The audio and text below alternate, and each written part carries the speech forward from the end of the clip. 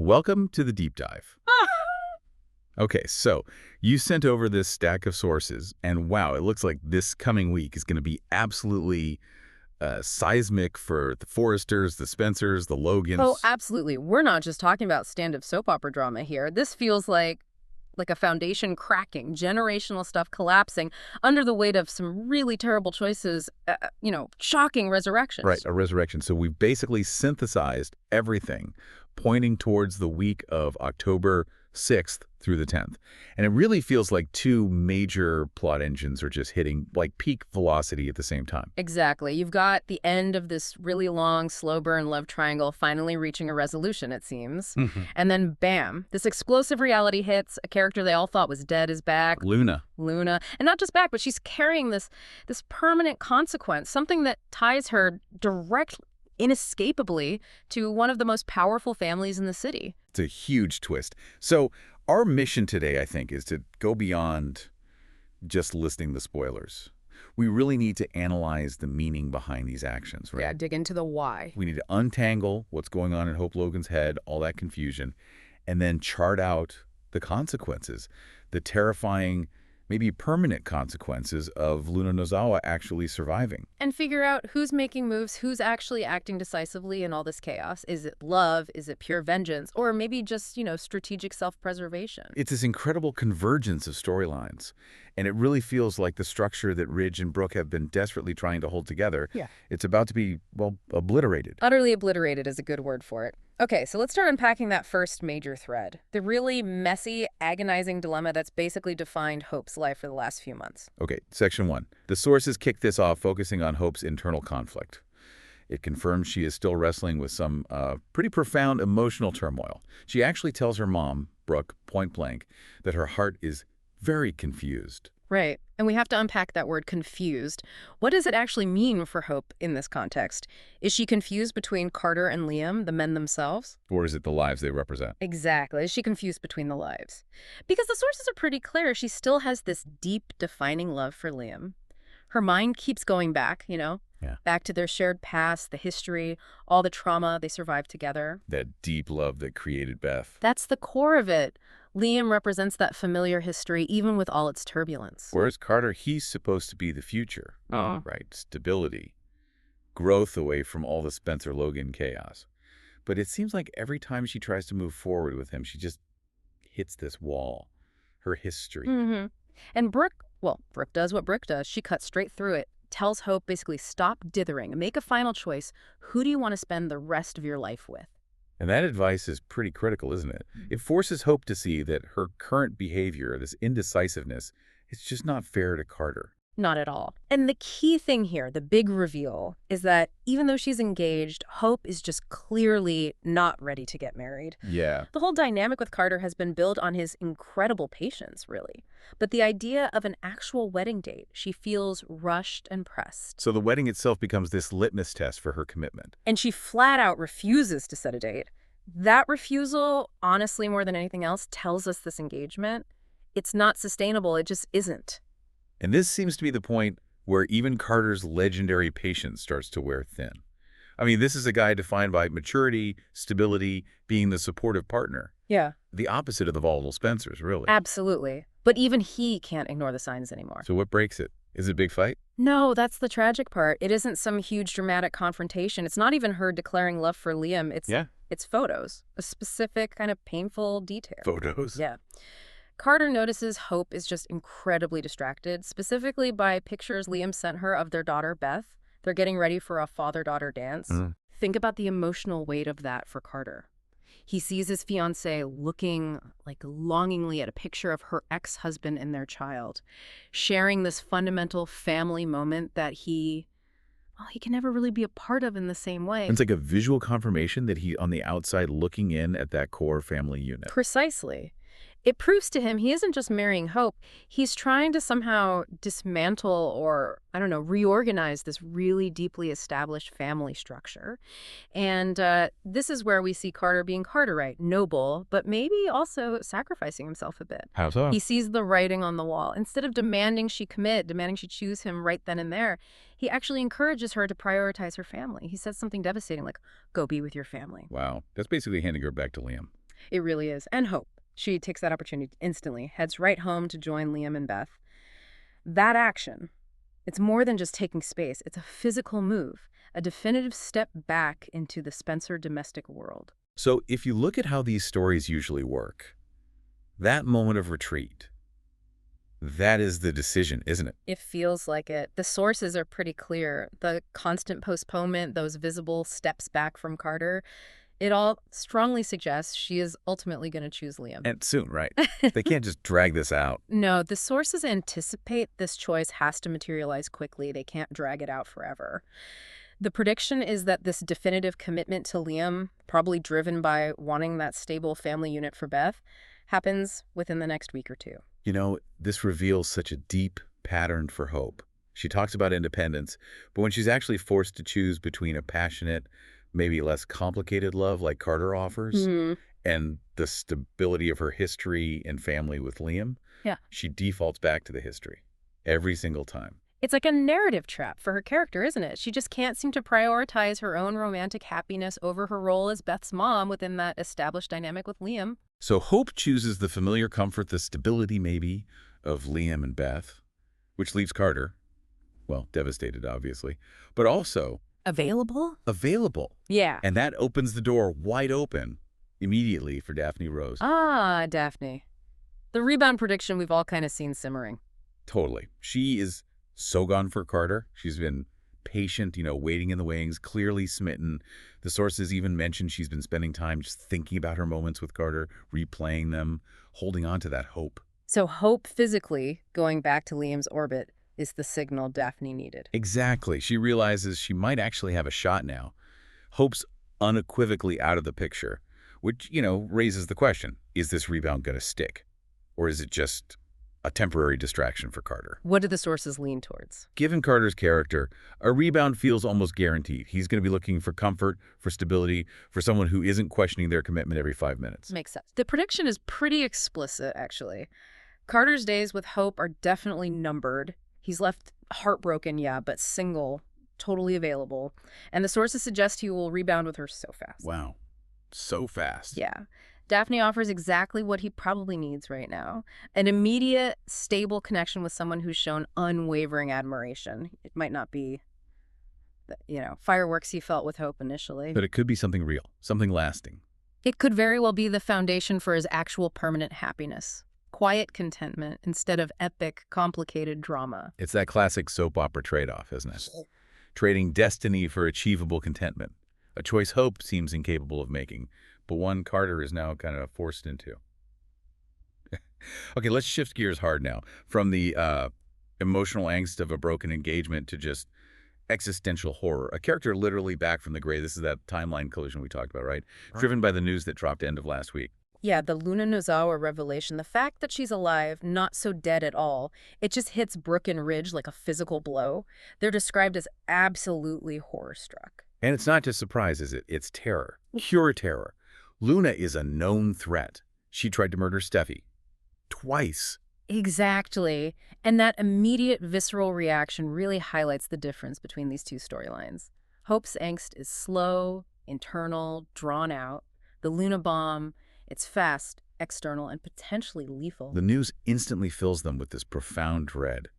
Not just shock, but fear for the physical safety of their families, especially Steffi. So naturally, they need to know how, why, all the details. It looks like Brooke is going to learn the full, terrifying story from her sister, Katie Logan. Oh, Katie's the messenger. Yeah, Katie will be the one to tell them it was Lee Finnegan, Finn's adoptive mother, who orchestrated Luna's survival, which just adds this incredibly complex, messy layer, right? Lie, trying to do something, has just unleashed this monster back onto the family. And crucially, what Brooke and Ridge don't know yet is Sheila Carter's involvement in saving Lena.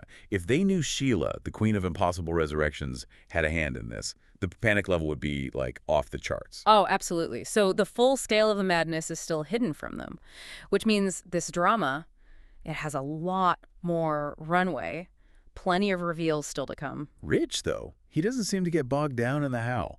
His focus is immediate and laser sharp. Steffi. Totally. He's quite worried that Luna, whose obsession with Finn hasn't faded one bit, apparently, might try to kill Steffi again, and Steffi's due home very soon. The thought of her walking back into that, facing her attempted murderer again, it's just unthinkable for Ridge. And his fear isn't just, dad paranoia. The sources rationalize it pretty clearly. Luna's core motivation, it hasn't changed. Nope. She still believes Steffi is the only thing between her and her dad, Finn. Steffi is still the target. The stakes here are actual physical survival. But just as Brooke and Ridge are trying to process Luna being alive, Katie drops bombshell number 2. The second one, and this one is maybe even more complicated in a different way. Katie reveals Luna took advantage of Will and is now pregnant. Pregnant? Oh my God. It completely changes the game. The threat shifts from something external, physical, maybe containable, to something permanent, legal, familial. She goes from being a criminal they can maybe neutralize to a potential co-parent in the Spencer dynasty. It's staggering. It's the ultimate complication. And it really shines a light on Lee's terrible mistake, doesn't it? She saved a life maybe thinking she was doing something complex. But in doing so, she guaranteed this permanent disaster for the entire extended family. Finn needs to hear this news too, obviously. How does that happen? The sources suggest Lee, his adoptive mother, will likely be the one to deliver that devastating update. Imagine the psychological strain on Finn. His mother saved his attacker, who is now pregnant by his cousin. It's immense. But the real, immediate emotional crater forms around the younger generation. Will Spencer and Electra Forrester. Oh, yeah. Will is described as completely crushed. He's grappling with the reality of what he did, the consequences. And Electra, absolutely heartbroken. The sources are pretty blunt. This Luna bombshell seems to have broken their relationship irretrievably. Irretrievably. That's a strong word. Let's dig into the why of the breakup, though. Because it's rarely just the act itself in these stories, is it? Almost never.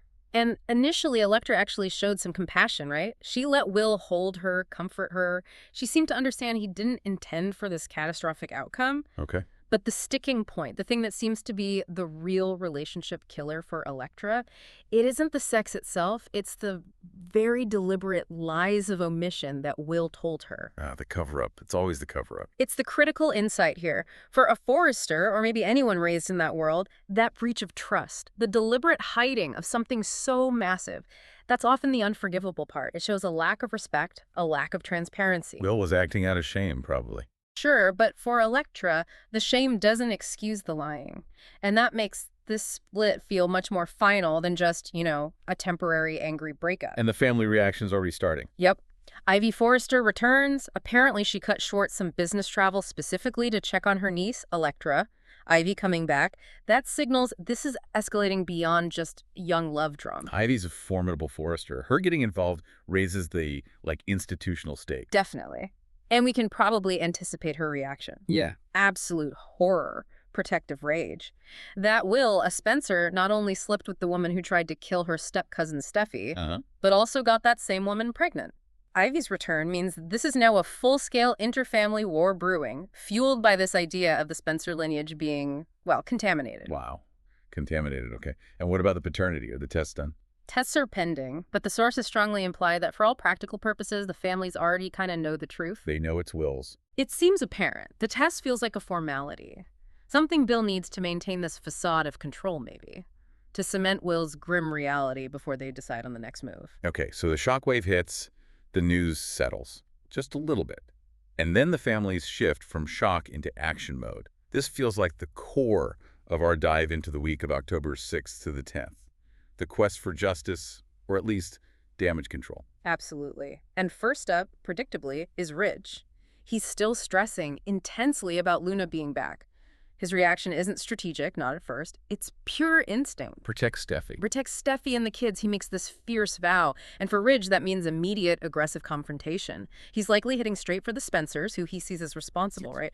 For harboring Luna, for Will's mistake. Oh, we have seen this before, haven't we? The sources even suggest he'll head over to Bill's place to make more threats, more demands. Exactly. Remember how intense he got at the hospital when Liam was shot? He went absolutely nuclear on Bill. Physical threats, demanding justice. So this time will be even worse. I think so. It's even more loaded. Before, Ridge was furious about Bill's son being hurt. Now, he's demanding Bill control his other son, Will, whose actions have just permanently linked the Spencer name to Steffi's attempted murderer. Bill's kind of politically compromised here, isn't he? Totally. Ridge is going to see Luna's pregnancy as Bill's ultimate failure of parental responsibility. And Bill, He won't be able to just push back with his usual, self-righteous bluster. The tension is going to be thick. Ridge will probably remind Bill forcefully about the physical danger Steffi is still in. Meanwhile, Will himself is just spiraling internally. His reaction sounds like profound shame and devastation. Yeah, he apparently just cannot believe his life went from perfect to perfectly awful. He feels immense guilt, disgust, just totally wrecked by the situation. And the core of his pain seems to be twofold. Right. First, losing Elektra for good. He feels that finality. And second, the grim reality sinking in. Luna's pregnancy means she is probably going to be part of his life forever. That's the long-term consequence, isn't it? Yeah. If he's the father, confirmed, he is bound legally, biologically, to this woman. The woman who ruined his relationship and endangered his family. Imagine the legal mess, the financial entanglement for the Spencers, co-parenting with Luna, constant interaction, legal agreements, the presence of this known violent personality just there in their sphere. This child isn't a source of joy. It's like a permanent anchor tying Will to this disaster. Exactly. And this is where the plot for actual retribution kicks into high gear. But interestingly, not starting with the Forresters, it starts with Lee Finnegan. Lee. Okay, she saved Luna, now she wants retribution. Seems so. She's expressing very deep regrets about saving Luna's life. She sees Luna now as being just as bad as Poppy, which for Lee means manipulative, criminally destructive to the family. So what's her goal? Pure and simple. She wants to undo her mistake, send Luna back to prison. And crucially, the sources say Lee is unconcerned about the pregnancy. Really? She doesn't care about the baby. To her, it seems, the child doesn't mitigate the crime. The safety of her family, specifically Finn, outweighs the welfare of this unborn baby. It's ruthless pragmatism, but it sets her up as a potentially powerful force here. Okay, so how does she plan to do it? She can't just snap her fingers. No, she's strategic. She knows she needs help. So, Lai approaches Bill Spencer, her pitch. They need to call the cops, fix the screw-ups they both made in handling Luna before. So she sees involving the police as the only clean way out. Pretty much. If Luna's locked up, the threat is neutralized, regardless of the paternity result. That immediately creates a new conflict, doesn't it? Lai versus Bill and Katie. Exactly. It pits Lai against Bill and Katie. Because Bill and Katie, always the strategists, they initially want to wait.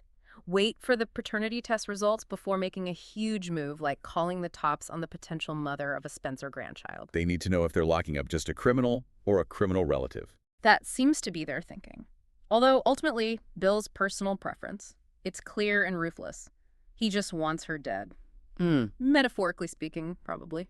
He just wants her gone, removed from their lives forever. You know she's toxic. A catastrophic liability. Whether she's carrying his grandchild or not, Bill needs her neutralized before she does even more damage. So what does Bill do in the meantime while waiting for the test? Tactical moves. Immediate action.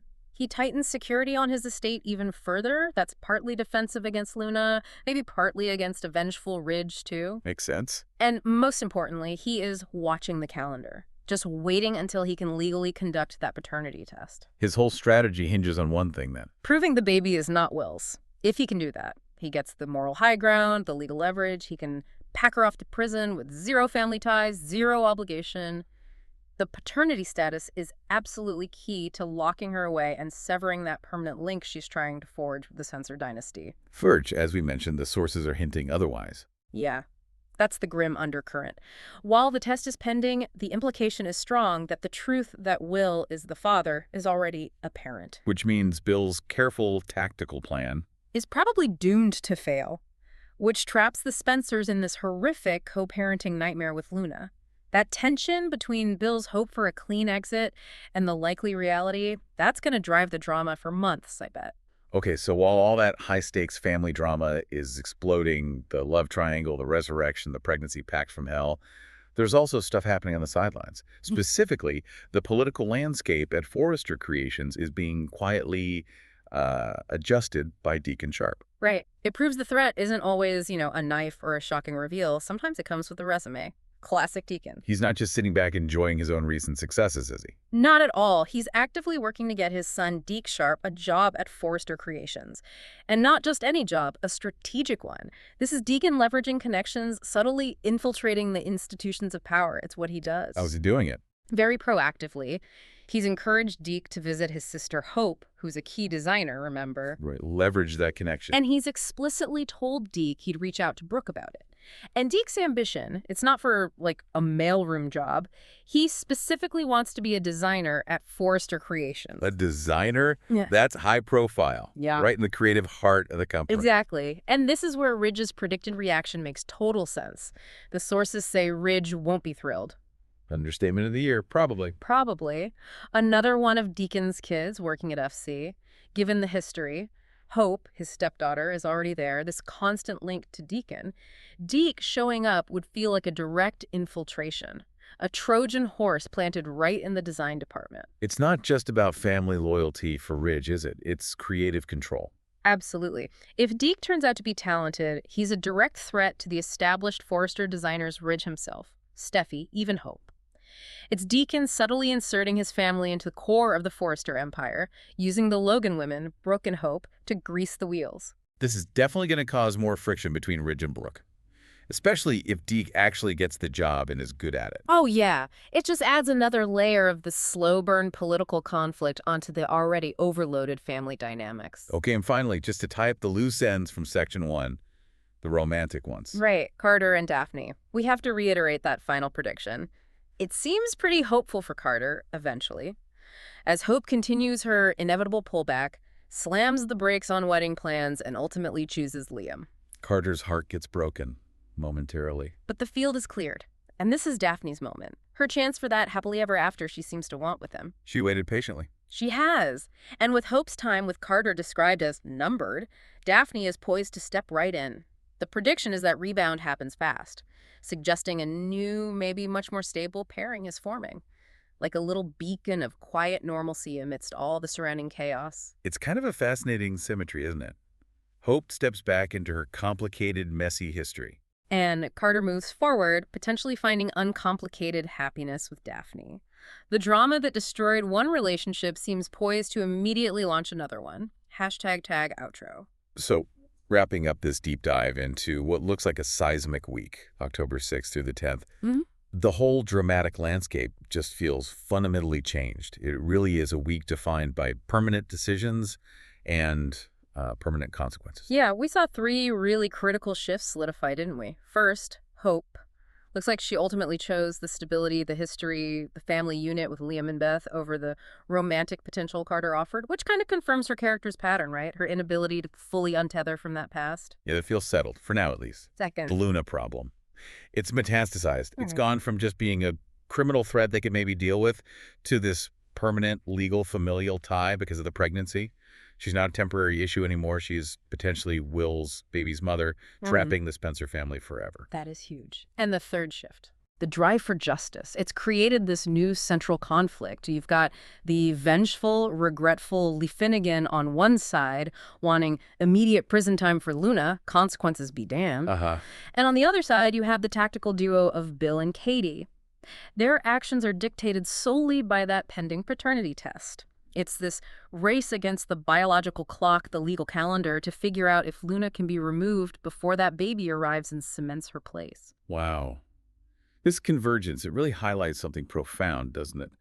About intervention and unintended consequences. Right. You spend a lot of time talking about characters trying to save others. Right. Lee's saving Luna's life. Bill trying to save Will from the fallout of his actions. Even Carter, in a way, trying to save Hope from choosing the wrong life, from his perspective. But Lee saved a lunatic. Yeah. And that single act resulted in a pregnancy that now permanently links that lunatic to the powerful Spencer family. It really makes you wonder. Yeah. Sometimes the biggest disasters in these stories, they aren't caused by just outright evil intent. No, often it's a well-meaning character trying to impose their own control on fate, isn't it? Exactly. And maybe, just maybe, letting the natural, painful course of events play out might have been safer in the long run than trying to play God and accidentally cementing a disaster forever. That is a provocative thought. What's the ultimate cost of trying to sidestep natural consequences? And who's going to pay the price when Bill's calculated plan to get rid of Luna probably fails? Definitely something for you to mull over as this insane drama continues to unfold.